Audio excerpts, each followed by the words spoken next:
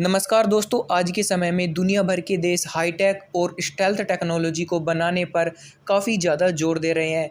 लेकिन इस तरह की लीथल टेक्नोलॉजी को बनाना काफ़ी ज़्यादा मुश्किल होता है और भारत भी एक बड़े प्रोजेक्ट पर काम कर रहा है और इसका नाम है प्रोजेक्ट 78A।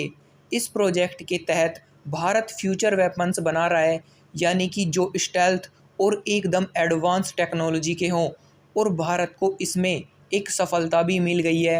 भारत ने इसके तहत एक स्टेल्थ फ्रिगेट को डेवलप कर लिया है और यह भारत की पहली स्टेल्थ फ्रिगेट है जिसका नाम है तारागिरी। इसे 11 तारीख को इंडियन नेवी में भी शामिल कर दिया गया है, लेकिन ब्रिटेन की महारानी एलिजाबेथ के निधन की वजह से इसका कोई बड़ा प्रोग्राम नहीं किया गया।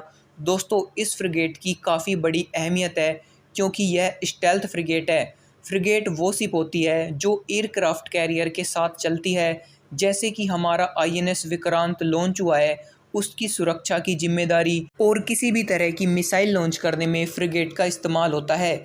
इस फ्रिगेट को मेक इन इंडिया के तहत बनाया गया है, जिसका 75 हिस्सा भारत में ही बना है। यह फ्रिगेट पूरी तरह से स्टेल्थ है और इसका एडवांटेज इंडियन नेवी को मिलेगा। स्टेल्थ होने की वजह से कोई भी रडार इसे डिटेक्ट नहीं कर सकता। इस फ्रिगेट में ब्रह्मोस को भी लोड किया जाएगा।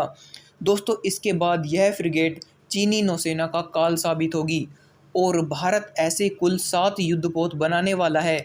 इस तारागिरी फ्रिगेट के लॉन्च के बाद इसके सभी फीचर्स को टेस्ट किया गया, जो पूरी तरह से सफल रहा। एक ज़माना था जब भारत पुराने फ्रिगेट रसिया से खरीदता था, क्योंकि उस समय हमारे पास ना तो फ्रिगेट डेवलप करने की क्षमता थी और ना ही भारत के पास इस तरह की लीथल टेक्नोलॉजी मौजूद थी। और दोस्तों, एक आज का समय है जब भारत अपने ही देश में स्टेल्थ फ्रिगेट को बना रहा है। दोस्तों, आज की जो दूसरी खबर है वो है तुर्की से।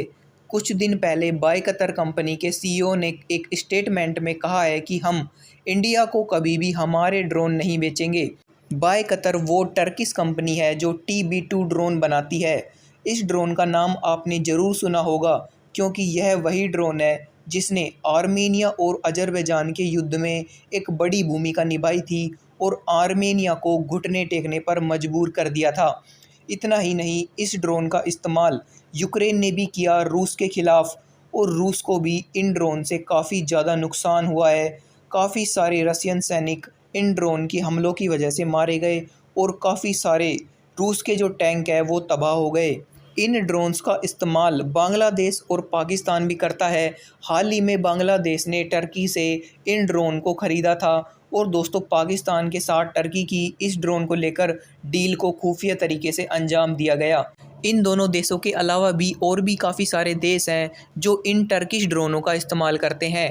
तो दोस्तों, अब बात आती है कि क्यों बाय कतर कंपनी के सीईओ ने ऐसा कहा है कि हम कभी भी भारत को ये ड्रोन नहीं बेचेंगे, जबकि भारत ने तो कभी भी तुर्की से इन ड्रोनों को ख़रीदने की बात कही ही नहीं है। दोस्तों, इन सभी बातों का सिर्फ एक पॉलिटिकल मतलब है, क्योंकि तुर्की पाकिस्तान का कट्टर समर्थक है और पाकिस्तान का समर्थन जताने के लिए ही तुर्की भारत विरोधी बयानबाजियां करता आया है, और ये बयान भी एक तरीके से पाकिस्तान का समर्थन जताने के लिए तुर्की का जहरीला बोल है।